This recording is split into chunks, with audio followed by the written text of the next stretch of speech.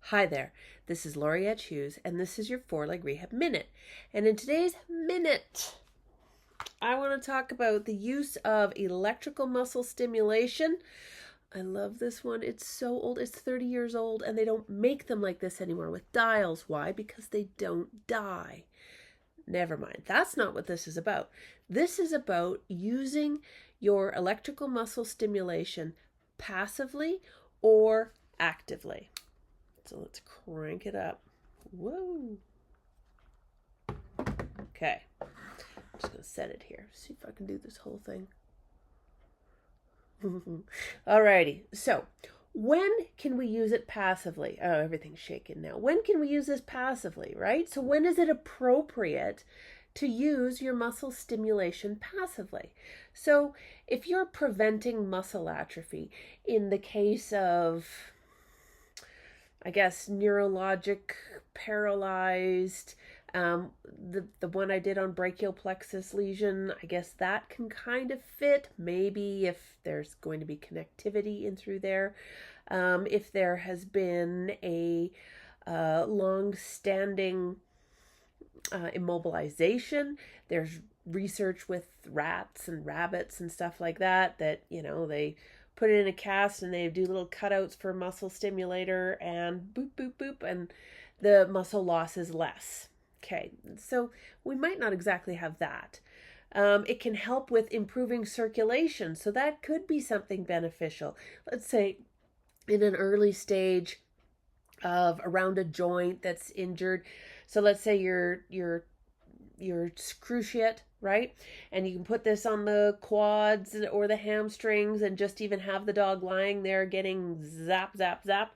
Okay, I gotta put this down. Alrighty, that could be useful. And muscle re-education, so helping the muscles to learn to respond to muscle stimulation.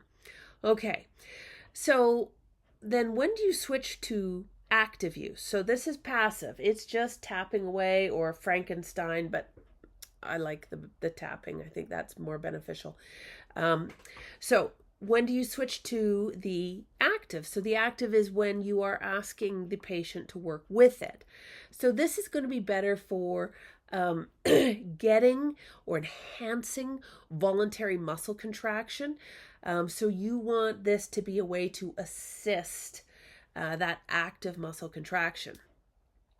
If we want to improve motor control, so I use this, I use this for like if I want the glutes to be activated after there's been an SIJ or a hip issue, and I can shift the animal onto weight bearing when the electrical muscle stimulation is on so that we retrain motor control. The glutes need to be fired before that leg takes weight.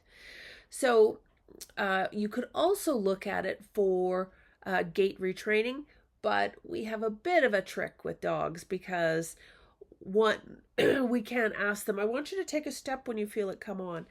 And there are units, I've not tried them on dogs, that you could more easily affix to a human, right? Tape it on so that when they are walking, you can go zzzt, zzzt, zzzt, zzzt. So it could be like quads, so quads on the right, quads on the left, quads on the right, quads on the left.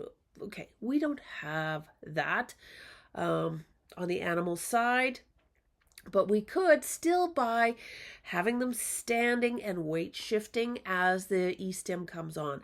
I think that's likely the most effective use of active use of your E-stim.